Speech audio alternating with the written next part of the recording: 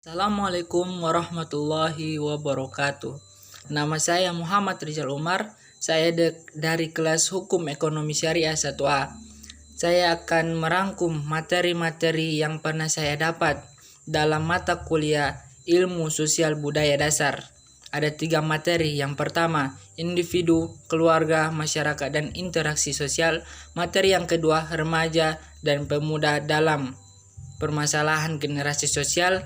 Materi yang ketiga yaitu pemerintah, negara, dan warga negara, permasalahan demokrasi. Materi yang pertama, individu, yaitu membahas perorangan atau diri pribadi. Dalam individu mencakup 2, yaitu dari segi fisik dan psikis. Jadi menurut saya dari segi fisik itu yaitu anggota badan dengan panca indera, sedangkan psikis yaitu mencakup batinia yang dalam batin. Intinya fisik dan psikis berarahkan pada sikap, perbuatan, dan emosi.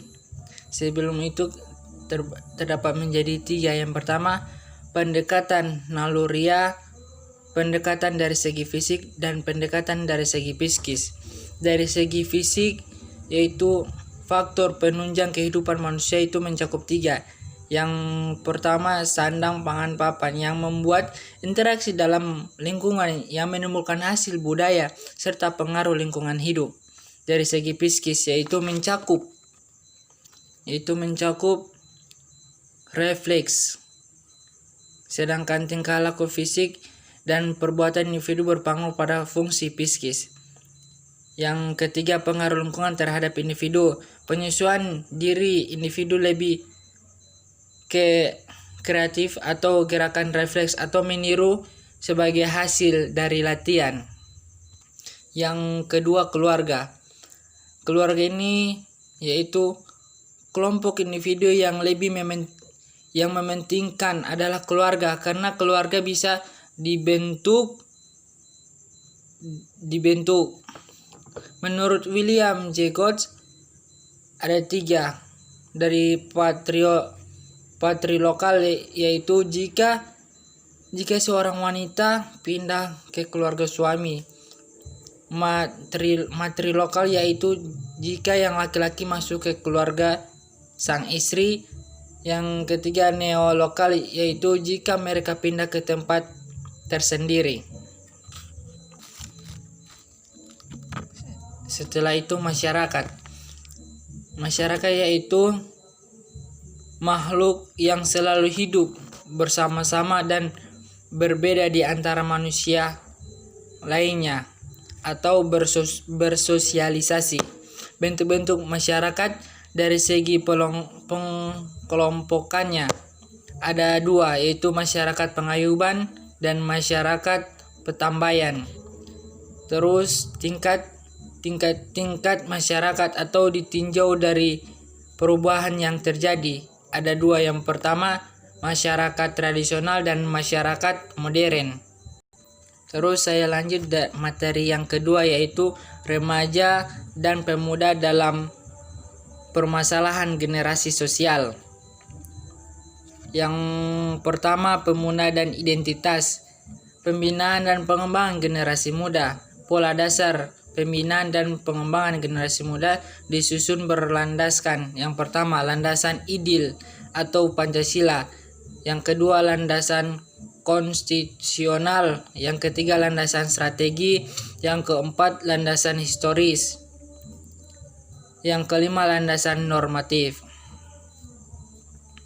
Jadi peranan pemuda di dalam masyarakat yaitu ilmu pengetahuan mencakup formal dan non formal. Itu mahasiswa itu pelopor pembangunan, perubahan, usaha untuk mengembangkan kepribadian yang menyesuaikan kebutuhan masyarakat. Dalam peranan pemuda dalam masyarakat ada 3 poin. Yang pertama, pemuda dan perkembangan pendidikan; yang kedua, pengalaman pengalaman pribadi yang membentuk mental.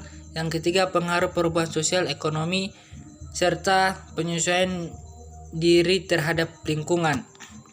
Menurut baby boomers 1946 sampai 1964, lahir setelah generasi yang adaptif, mudah menyesuaikan diri, dianggap sebagai orang yang mempunyai pengalaman hidup. Yang terdapat 4 generasi. Yang pertama, generasi X dari tahun 1965 sampai 1980. Generasi Y dari 1981 sampai 1994. Generasi Z dari 1995 sampai 2010. Generasi Alpha yaitu 2011 sampai 2025. Setelah itu materi yang ketiga, yaitu pemerintah, negara, dan warga negara, permasalahan demokrasi.